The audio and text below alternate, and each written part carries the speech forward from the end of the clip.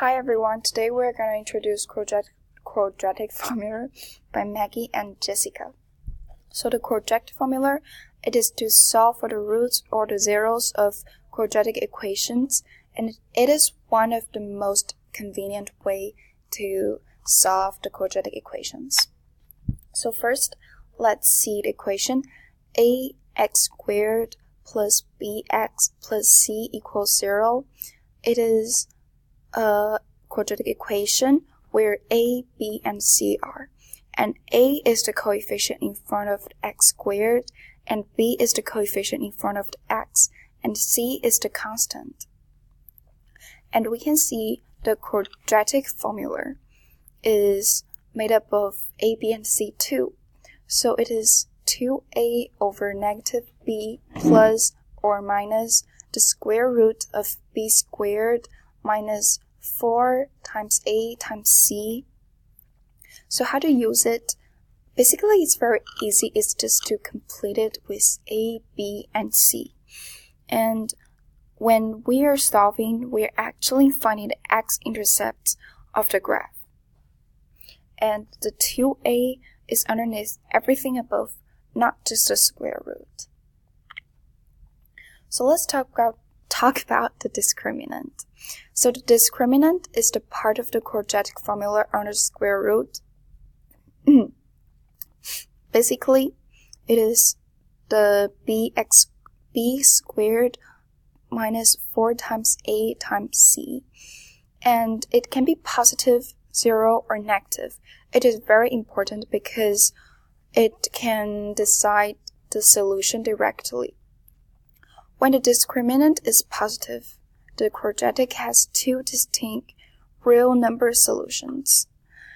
And when the discriminant is 0, it has a repeated real number solution. So actually it has two solutions, but because the discriminant is 0, so the two are the same. So we have one real solution when the discriminant is 0.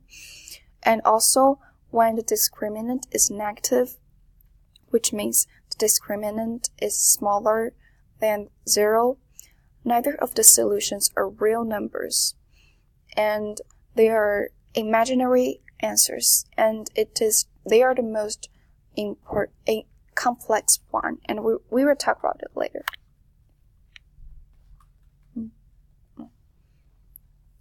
So the first solution is when the discriminant is bigger than 0, we have two real solutions. As we can see, we have two x-intercepts on the graph, so we have two real solutions of it. One situation is the rational roots. The discriminant is bigger than 0 and can be simplified to integer.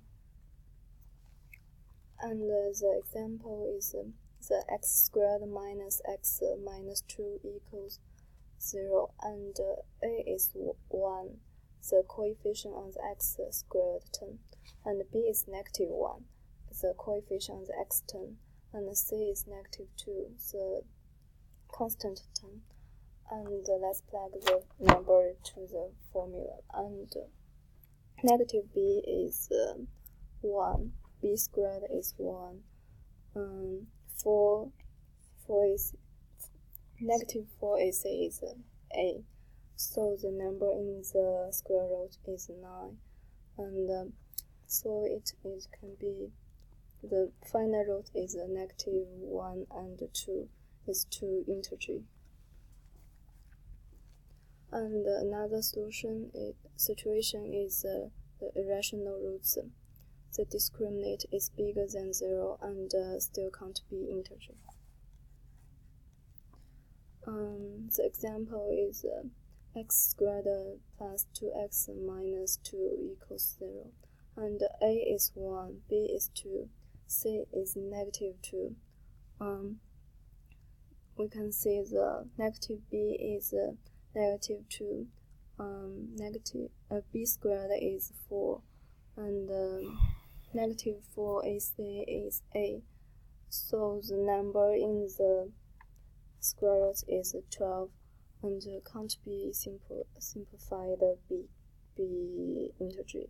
So the final root is -1 plus the square root of 3, and -1 minus the square root of 3.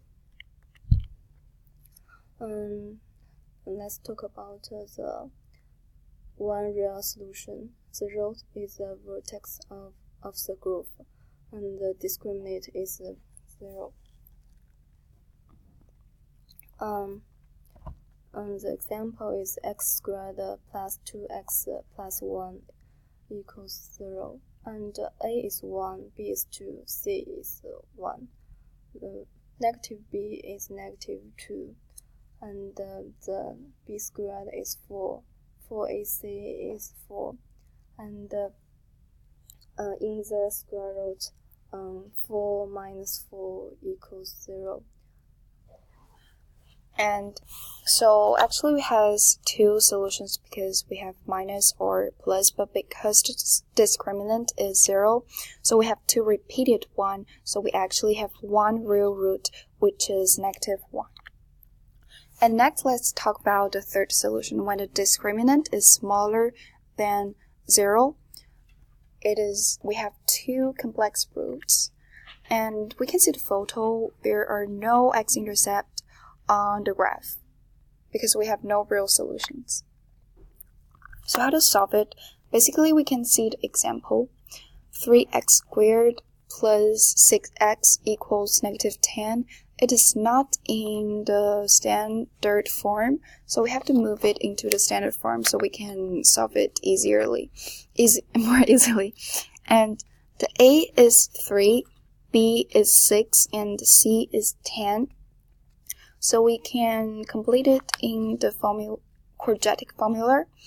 So a is -6. Oh no.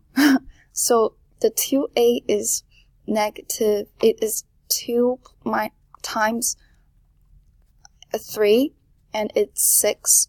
And the negative b is -6.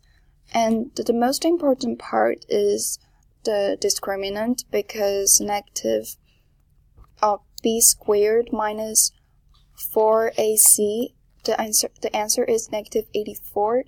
It is smaller than 0, so it cannot be simplified as we've done before. We have to use another way to simplify it.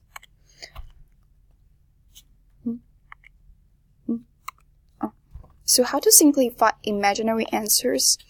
Here's the example. When the discriminant is smaller than 0, as we can see in this example is -4, we can divide it into the square root of 4 times the square root of -1, and we can use one symbol to symbolize the square root of -1, which is I. So as we can see, the final answer could be -2 plus or minus I. And finally, let's talk about some tips when we use the quadratic formula. The first one is to make sure to find the right A, B, and C, because not as the example we've done the last one, it's not always that the quadratic equation are in the right stand form. So we have to find the right A, B, and C so that we can solve the quadratic equations correctly. And the second one is to be careful with -b. We should never ever forget the negative, because it is really easy to ignore it, and if we ignore it, the answer will be wrong. The third one is to do not forget there are two solutions. Also, sometimes there's only one. So when the discriminant is equals 0, there's only one solution. But when the discriminant is bigger or smaller than 0, there are two solutions, imaginary or real. The fourth one is to do not forget to simplify imaginary answers. I think that's the hardest part for me to do it, but we can never ever forget to simplify it because it is very important. And just remember, the Square root of -1 is I. Thank you for listening.